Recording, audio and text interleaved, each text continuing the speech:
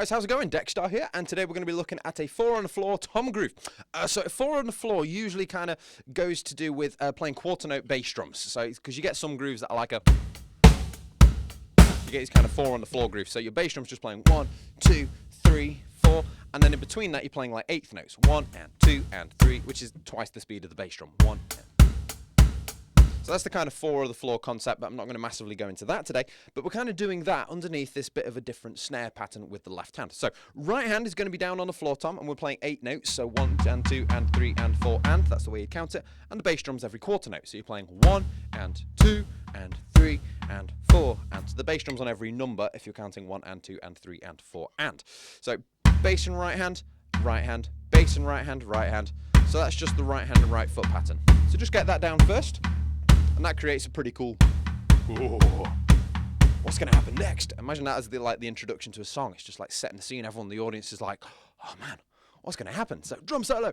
But then we're going to bring in some left hands, and it's going to happen in 2 places. And if you're looking at the notation, it looks kind of weird, and you're not sure quite how to read that. Reading toms can be tricky, but just remember the bottom gap's the bass drum, the next gap up, those dots are the right hand, and then that next gap up, that's your snare drum.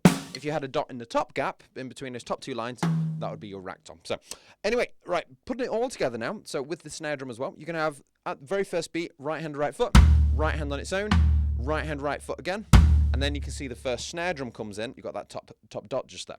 And so that's going to be both hands together on what would be the 4th beat along, or the and of 2 if you're counting 1 and 2 and. There we go. 1 and 2 and.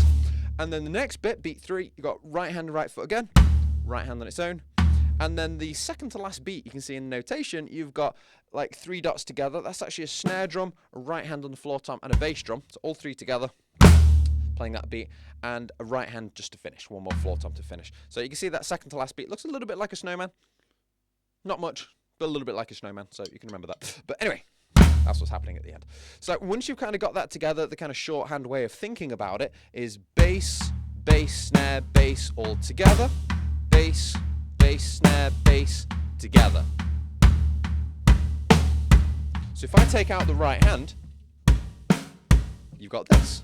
Bass, bass, snare, bass together. So without the right hand completely. So you could take out that floor tom and just try and get that pattern down, and that's happening whilst you've got the right hand ticking away.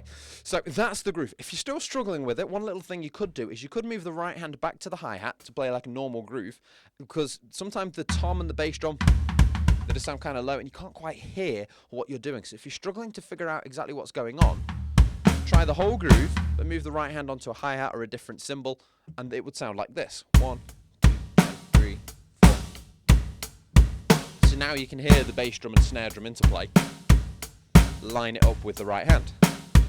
And then put the right hand down to the floor tom when you're ready.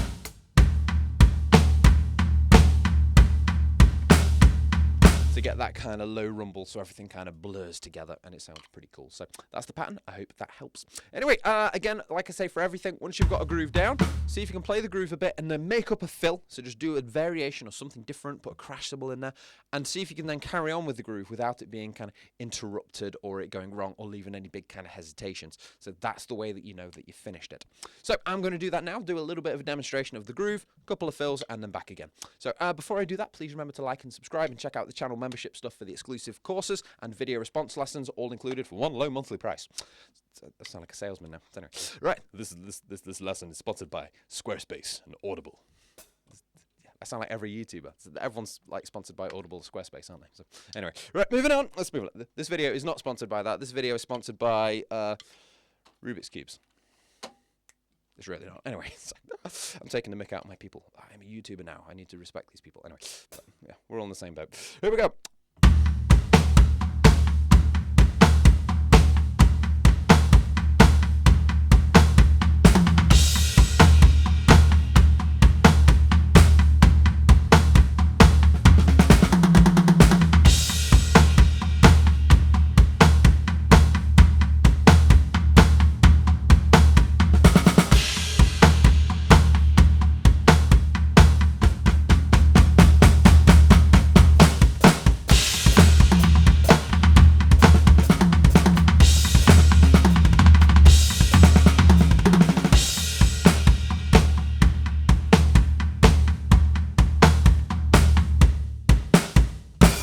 And there you have it, guys. So have some fun with that one. And I'm going to go think of some better jokes because, yeah, these ones are starting to suck. Anyway, you guys take it easy. I'll see you for the next lesson sometime soon.